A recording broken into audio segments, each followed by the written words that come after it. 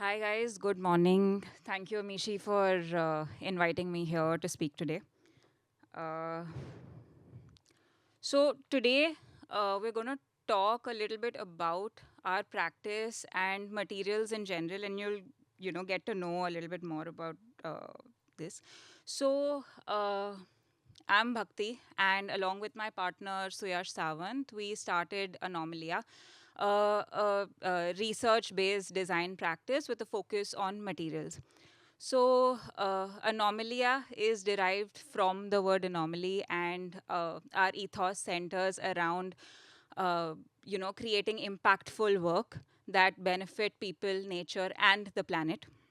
So, while Anomalia is just over a year old, Suyash and I both come with a decade of experience in backgrounds of architecture, interior design, and even real estate across various scales. So, going from single family homes to like large institutional projects, master planning projects.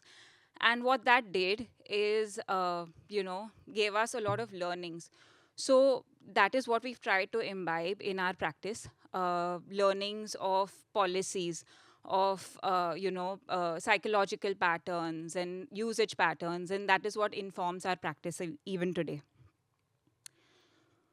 So roughly about 40 to 50% of carbon emissions come from construction and buildings alone.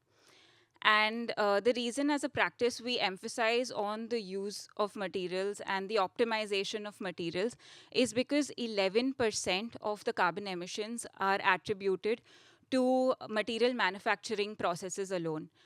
This goes for your basic, your concrete, your steel, bricks, blocks, all of those materials. Another almost 10% comes from other materials that are used in building manufacturing. So, interior design, like materials you would use as interior finishes as well. So, it becomes quite imperative to sort of address this space.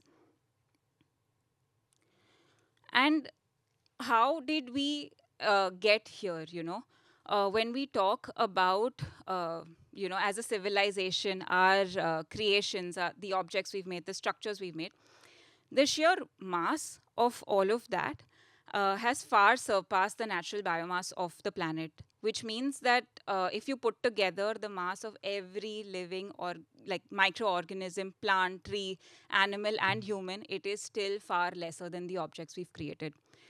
So, how did we even get here? It's because of the disbalance in our approach towards consumption and preservation.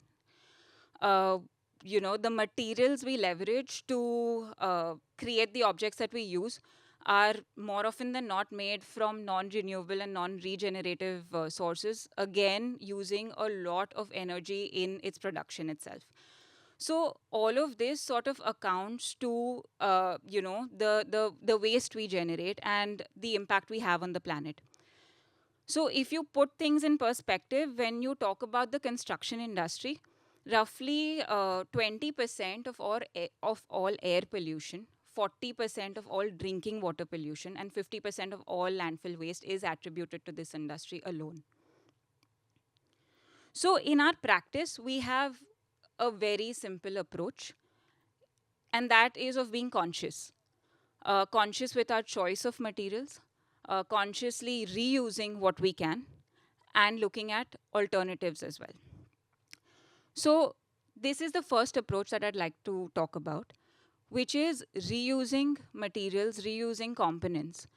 When we approach a new project or a new site, what we do first is assess the situation, assess what materials can be repurposed, what components can be repurposed, and that's where our design process essentially starts. So even in this project, if you see, the idea was to be really conscious and optimize the use of the materials we use. Have an intervention only where it is required. So we tried to discard all superficial cosmetic elements. As you can see, we've gone, there was no false ceiling and we kept it that way. We used old tables that were repurposed, resurfaced, joined together to form these larger workstations. And we added these vertical pedestals between them just to sort of pass wiring and cabling to all the workstations. So, this is one approach of consciously using what you already have.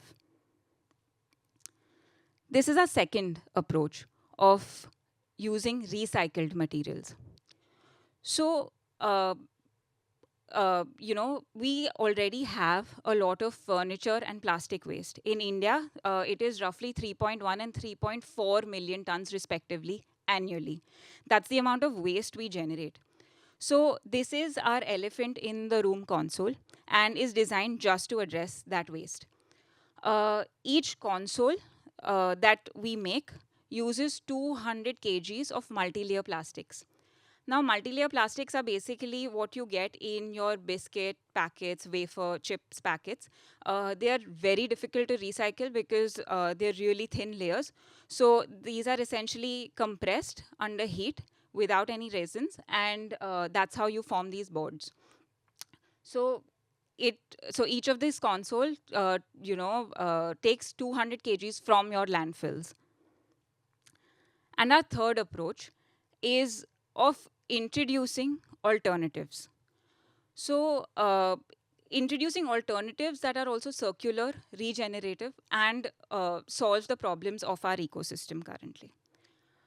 Here we have mycelium. We've been experimenting with mycelium since a few years now. And the idea is to explore its applications across various domains. Mycelium essentially is the root structure of mushrooms, your edible mushrooms. So the root structure is like a branched network that it forms, and that's what we use to grow our objects. This brings us to a very interesting perspective of designing for decay over disposal.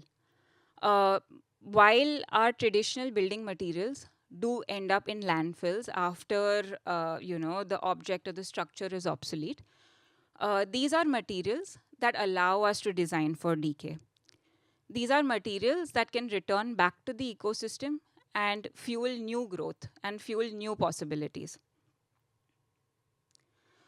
So, this is our little journey of experimenting with this material. Uh, these are our initial samples, homegrown samples that we started off with in 2019. They are grown in cupcake trays. But the idea was to be able to make something that is a biomaterial that is regenerative and can go back to nature. Going ahead from there, we experimented with packaging, where we designed this packaging for a cosmetics manufacturing company. The composite we developed was spongy and cushiony, so it gave that cushioning for the cosmetics. So it forms a really good alternative for, again, styrofoam and thermocol, again materials that are non-biodegradable and land up in landfills. So the beauty about mycelium is that it is an intelligent and adaptive material. It can take on any form by changing its structural morphology. So the options are endless, the potential is endless. This is our micro-living furniture series. This replaces your PU foam with mycelium foam, your natural leather and PU leather with mycelium leather. So again, materials that are non-biodegradable, come from petroleum-based sources. We're looking for alternatives for such materials. This is an image of a very initial prototype of a light fixture. So again, here our idea was to make it durable yet really lightweight. So this almost weighs like a feather, but is quite durable. We also played around with the surface textures to bring in some dimensionality to the object. Our latest endeavor with mycelium is to view it in a structural capacity. So this is a sample that we've grown. It's not completely grown. This is one of the pictures of the initial prototype. So after refining the material, we came up with these blocks. The blocks are again, inspired from your regular bricks, but are designed for porosity, for light transmission. So the thing about these blocks is that it is extremely lightweight, weighs about 0.8 kgs, but can take the weight of almost 60 to 70 kgs. Uh, the idea here is that we build using these blocks. Again, the idea of assembly and disassembly, where we've sort of designed a joinery system that allows disassembly as well. So this is how we imagine a future and an architecture that is mindfully grown and not blatantly built.